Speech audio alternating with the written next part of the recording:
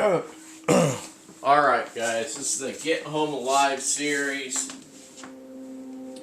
We're talking about your get home bag in bits and pieces. We are taking off small bites here. We got puzzle pieces to the get home bag. These are all the puzzle pieces, and we're talking about all those little puzzle pieces. And you should be taking notes. And when we finally get to the end of all this, we will talk about it as a whole subject. And we will talk about the pack again in relation to your kit that's going to go into your pack. Okay, we're going to talk about that relationship. And some of these bits and pieces in your kit are going to cross with each other, because sometimes you want to use some bits and pieces from this to help you with that, and vice versa, right? So we've already talked about different types of packs. We talked about, oh, you're on foot, now you got to navigate home. Some basic things with the map and compass and GPS and other things to do with navigating your way home, right? And then we talked about basic medical stuff to get you home. I call it basics plus. So you have the basics to provide, to keep your feet healthy and all that on the way home, and then possibly deal with any kind of a situation that may have happened. It all depends on how badly things went. There could be an exponential escalation in danger from the time that whatever happened, and between then and you getting home. The danger could have escalated. So, you have to have some medical stuff that will deal with a little bit more serious situation, right? So we talked about that. We talked a little bit about hygiene, keeping yourself clean, keeping wounds clean, and so on as you move along, because you're on the move. Now we will talk a bit about shelter. You've got to remember, this is a get home bag. It's 2,500 cubic inches or so, right? It's like a 3-day pack, right? 72-hour, 3-day assault pack, or whatever you like to call it, right? Get home alive, get home bag. Not a bug out bag. You're getting home. So shelter. When we talk about shelter, your first shelter is always what? Your clothing that you have on you. So when I go out of the house and I go somewhere, I always am sure that I have clothing on that will protect me to a degree. If I have to ditch my vehicle and go on foot, I am prepared to do so with my clothing. Before I even leave the house, I know what I'm going to wear. I think about what I'm going to wear. If I have to walk home, I've got it. Okay? I've got proper footwear. Footwear is very important. But I also look at the week's forecast. Every single day I look at the whole week's forecast, and I keep it in the back of my mind what at least the next 3 days are going to be. Of course, we know that things change day by day, but in general, the next 2 to 3 days, it's fairly accurate. Hopefully. So, clothing is your first shelter. It's always your first shelter. No matter what situation you're in, clothing is always your first shelter, because you have to remember that it is very easy to die from exposure. Okay? People die from exposure. They've been dying from exposure for forever. The options, okay? We're not going camping. We're trying to get home. So our options have to be lightweight for shelter. You could have a few pieces, okay, for your shelter. One, you could have a basic tarp,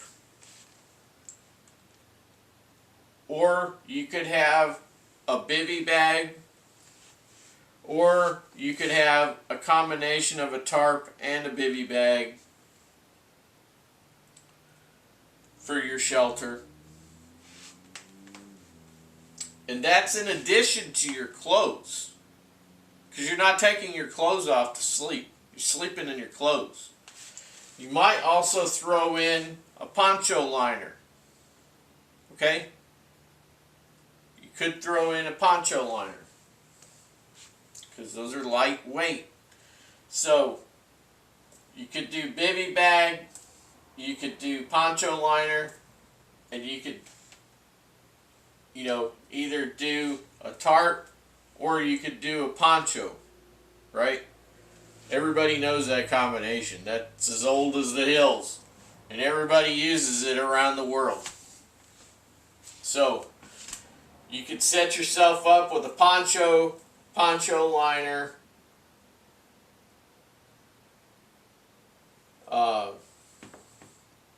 do a tarp also. You could do a bivy bag. These things, and that's in addition to your clothing.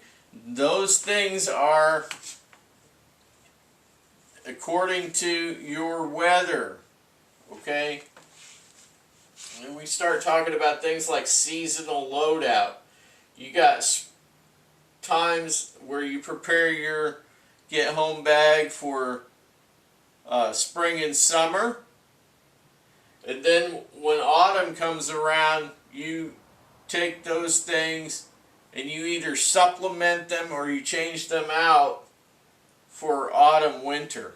Okay? So it's going to be heavier in the autumn winter, because if you get stuck outside, not likely you're going to be able to have it fired. Maybe, maybe not. Depends on the situation. And all of this stuff is dependent on the situation. Everything. We cannot take into account every situation in these videos. So when we talk about shelter, first of all, we're thinking about what's our weather, what time of the year is it. So we plan accordingly. So shelter in the spring and summer, we could easily do a poncho and a poncho liner. Okay, easily, and that could, you know, we could just shut it down with that. All right, and that's in addition to what we're wearing on our person. And then we go autumn winter. We might add a bivy bag and a tarp. Okay, we might add those things. Another thing that we have to think about when we do think about shelter is if it's hitting the fan, it may not be safe for you to just lay out somewhere where everybody could see you. You probably don't do that anyway, because we live in a crappy world, and you know, you don't want to be laying there in your sleep and then all of a sudden you wake up to not waking up. You know what I mean? So you want to be concealed. So your tarp could conceal you, right? And not only from visual from somebody's eyes, but you get that tarp up off of you so that you are concealed from thermal. case it gets to that point. Alright, you don't want your thermal signature easily picked up when you're trying to sleep. You don't want the surprise. Okay, don't want to be surprised, right? You want to be able to sleep if you have to, because it could be a situation where it's going to take you, depending on how bad things are, it might take you 2 to 3 days to get home, even if it's only 20 miles. Could be. Maybe a walk in the park. You may be able to run home in a day. Right? Now, this is the basics. So, we're going to go ahead and stop on the shelter video with that. Okay? And then we're going to come back and we're going to talk about more. So remember, all of these videos make up the big picture. All these videos make up the big picture. You're going to put it all together in the end. You don't just watch one video and, oh yeah, I looked at his whiteboard, I know what he's going to talk about. No, it doesn't work that way. Because these are just headliners. All this stuff is just a headliner.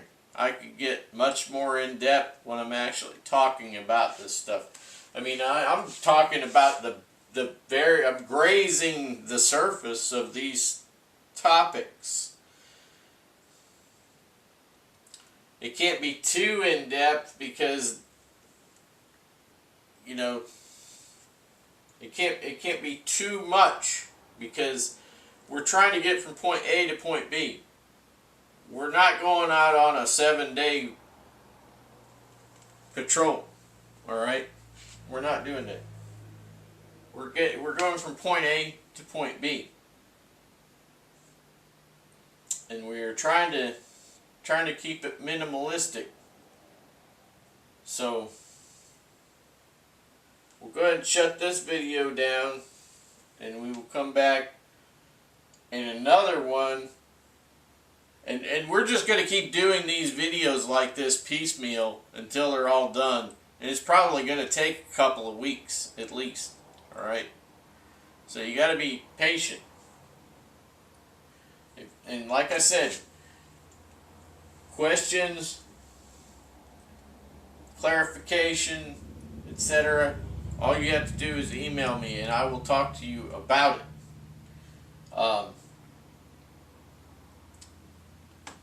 If you think the world is going to end tomorrow and you really need an answer to something, I can't wait 2 more weeks, then drop me an email and I will try to address your question. Alright? So, we're going to get into all this other stuff. We're going to get into radios. We're going to get into NBC. A little bit on those. Like I said, we're just doing the basics. We're going to get into a bit of self-preservation, self-defense, right? I like to call it self-preservation.